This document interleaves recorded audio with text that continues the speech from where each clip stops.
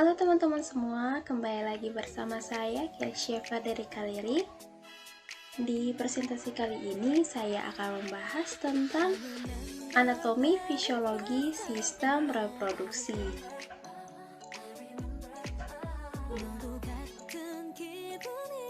Yang pertama kita akan membahas tentang organ reproduksi pada pria.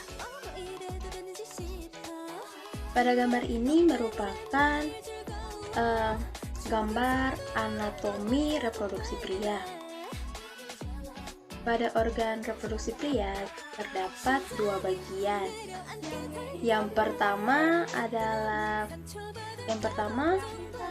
bagian eksternal yang terdiri dari skrotum, penis, dan gland penis. Dan yang kedua adalah internal yang terdiri atas testis dan epidermis, saluran kelenjar testis, dan kelenjar aksesoris. Organ eksternal yang pertama adalah skrotum. Skrotum merupakan kantung yang berisi testis, terdiri dari lapisan luar kulit yang tebal dengan sejumlah kelenjar lemak dan keringat. Fungsinya yaitu sebagai penyangga bagi testis dan juga sebagai regulasi temperatur. Yang kedua adalah penis. Penis itu adalah organ untuk kopulasi. Penis sendiri terdiri dari dua korpus. Korpus yang pertama adalah korpus cavernosum. Itu di sebelah dorsal, dibungkus oleh tinea albugenia, tebalnya kurang lebih sekitar 0,5 mm. Ketika ereksi tersusun oleh serabut kolagen sirkuler sebelah dalam dan longitudinale sebelah luar. Dan yang kedua adalah corpus spongiosum. Itu di sebelah ventral, dilapisi tinical albugenia.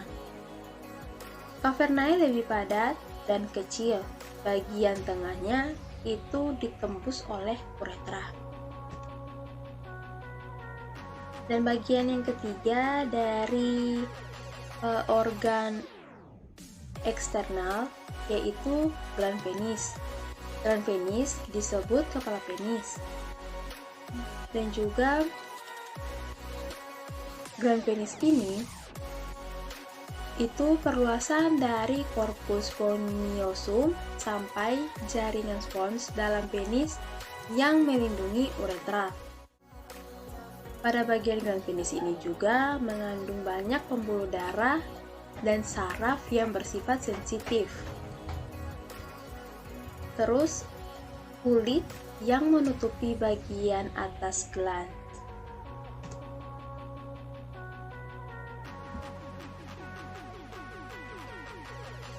Yang berikut adalah organ internal. Yang pertama testis. Testis merupakan organ primer proses spermatogenesis yang berfungsi untuk menghasilkan sel-sel sperma. Testis terdiri dari lipatan atau gulungan-gulungan tubulus seminiferus. Di tubulus seminiferus inilah diproduksi sel sperma.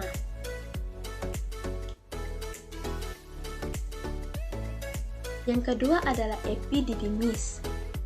Epididymis terdiri dari 3 bagian, yakni kaput atau kepala, korpus atau badan, dan yang ketiga adalah cauda atau ekor. Epididymis berada di bagian atas testis, menempel pada bagian atas testis. Fungsinya yaitu sebagai maturasi atau pematangan sperma, khususnya di daerah cauda. Jadi, Sel sperma dimatangkan di epididymis setelah diproduksi di testis. Organ yang ketiga adalah vas deferens. Nah, dari epididymis maka akan dikeluarkan melalui vas deferens. Vas deferens tidak menempel pada testis. Ujung salurannya di dalam kelenjar prostat. Fungsinya yaitu sebagai saluran tempat jalannya sperma dari epididymis menuju kantung semen atau kantung mani. Yang berikutnya adalah vesicula seminalis atau kantung mani. Kantung ini merupakan kelenjar berlekuk-lekuk yang terletak di belakang kantung kemih dan juga mengeluarkan sekret berupa fruktosa dan hormon prostaglandin dan juga membutuhkan nutrisi. Yang berikut adalah kelenjar prostat. Kelenjar ini terletak di bagian atas uretra dan di bawah kantung kemih. Menghasilkan getah sekret berupa kolesterol, garam, dan fosfolipid yang berfungsi sebagai kelangsungan hidup sperma. Yang berikut adalah kelenjar Cooper. Kelenjar ini disebut juga kelenjar bulbouretra. Salurannya langsung menuju uretra, menghasilkan getah yang bersifat alkali atau basah. Kelenjar ini berperan untuk membersihkan uretra atau sebagai pelumas penis. Yang berikutnya adalah saluran ejakulasi. Saluran ejakulasi merupakan saluran pendek penghubung vesicula seminalis dan uretra. Saluran ini berfungsi untuk mengeluarkan sperma agar masuk ke dalam uretra. Dan organ reproduksi yang terakhir dalam sistem reproduksi pria yaitu uretra. Uretra merupakan saluran akhir dari reproduksi yang terdapat di dalam penis. Organ ini berfungsi sebagai saluran kelamin yang berasal dari kantung semen dan saluran untuk membuang urin dari kantung kemih dan sperma.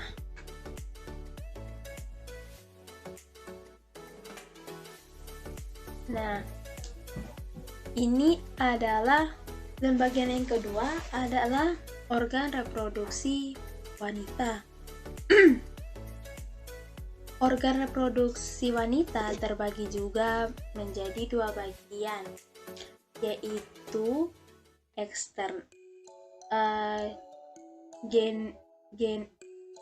genitalia eksternal dan genitalia internal. Genitalia eksternal itu merupakan alat genitalia wanita yang dapat dilihat dari luar bila wanita dalam posisi litotomi. Pada bagian eksternal genitalia eksternal ini terdapat beberapa organ di dalamnya. Yang pertama adalah mons veneris, labia mayora, labia minora, klitoris, vestibulum, kelenjar Bartholini, dan himen. Sedangkan pada bagian internal itu terdapat vagina, uterus atau rahim, tuba fallopi, dan ovarium. Pada bagian ini itu merupakan alat genitalia wanita yang hanya dapat dilihat dengan menggunakan alat bantu. Jadi pada bagian internal ini, pada bagian vagina, uterus, tuba falopi, ovarium, itu hanya bisa dilihat dengan menggunakan alat-alat bantu. Berikut ini adalah penjelasan tentang organ eksternal. Yang pertama itu adalah mons veneris atau mons pubis. Disebut juga gunung Venus karena bagian ini nampak sedikit menonjol ke bagian depan menutup tulang kemaluan. Tersusun juga atas jaringan ikat dan jaringan lemak. Pada bagian ini itu setelah memasuki usia remaja, bagian ini akan ditumbuhi rambut-rambut kemaluan. Polanya itu berbentuk seperti segitiga berbalik. Yang kedua adalah labia mayora atau bibir besar kemaluan. Bentuknya lonjong lurus ke bawah dan bersatu di bagian bawah. Bagian luar labia mayora terdiri dari kulit berambut, kelenjar lemak, dan kelenjar keringat.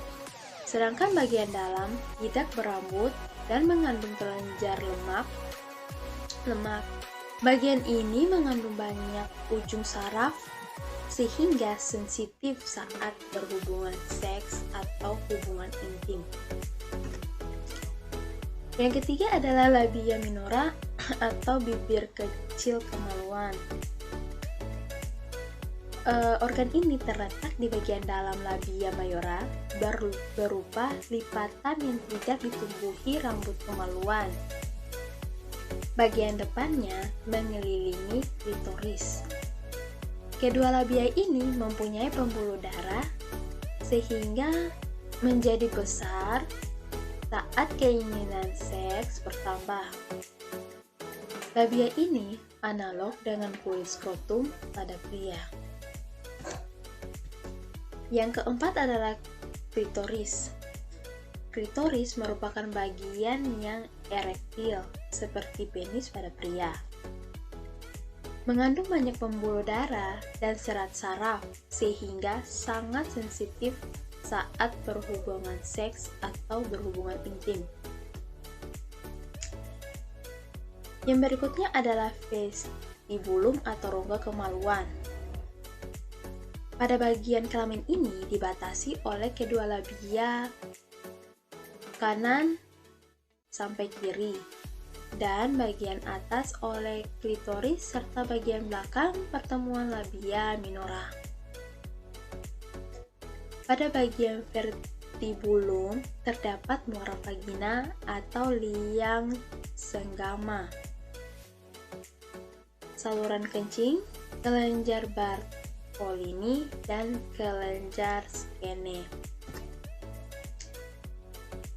Yang keenam adalah kelenjar Bartolini, terletak di daerah vulva dan vagina. Kelenjar ini juga aktif mengeluarkan lendir-lendir saat terjadi rangsangan seksual sehingga memudahkan koitus. Organ ini juga berperan sebagai perumas. Yang berikut adalah himen selaput darah. Organ ini merupakan selaput kecil, selaput tipis yang meliputi sebagian lubang vagina luar. Pada umumnya, himen berlubang hingga menjadi saluran aliran darah menstruasi atau cairan yang dikeluarkan oleh kelenjar rahim dan kelenjar endometrium atau lapisan dalam rahim. Dan pada saat berhubungan seks pertama, himen akan robek dan mengeluarkan darah.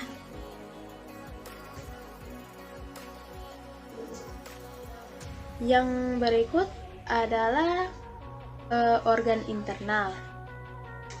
Organ internal ini yang pertama adalah vagina. Vagina merupakan saluran yang menghubungkan antara vulva dan rahim.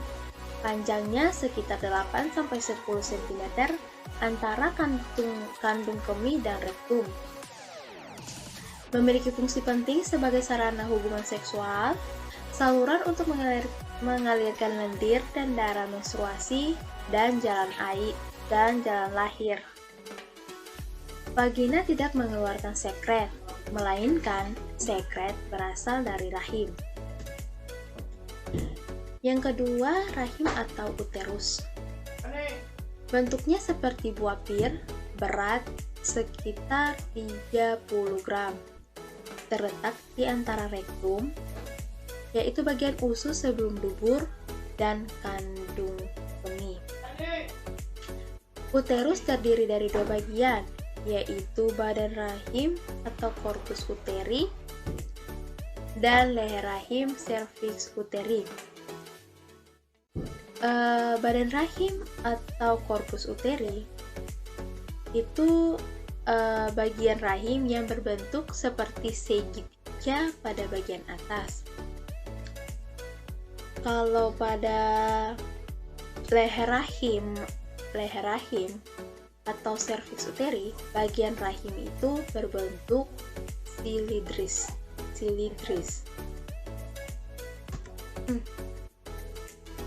Yang ketiga adalah tuba falopi atau oviduk.